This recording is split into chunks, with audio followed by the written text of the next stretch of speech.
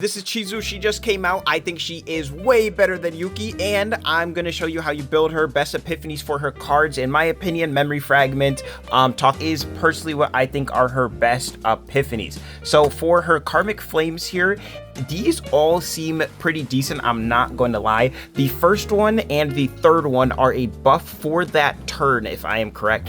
So the third one can go kind of insane depending on what your setup is on the turn. This one also can be very good because you can go from this into another card and just cast it for 0 usually. Then you have creating a Shadow Moon so that your ego skill will do more. And then this fifth one is for AoE. If you're doing an AoE build, that's the only reason you would use the fifth version of this.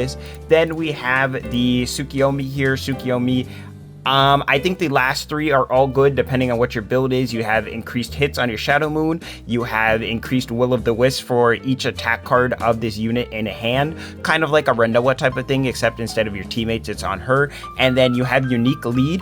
This can be really good because she also has another card that can cast leads that are in her hand. So that is going to lead us on to the Bound at Dusk card here, which is what I was just talking about, how you can activate 2 random lead cards, and this can go really good with Tressa, which is who you should be running her with 100%, because if you don't know, Vital Attack actually is able to get a lead epiphany on it there, and you could just auto cast Vital Attack. This hits 3 times. That's going to be stacking your Will of the Wisp like crazy. Looking at our other ones though, these are all selective based on the deck you are doing. Like I was saying, they all have very pick and choose. There's no best thing here, I'm not gonna lie. It literally depends on what you're doing.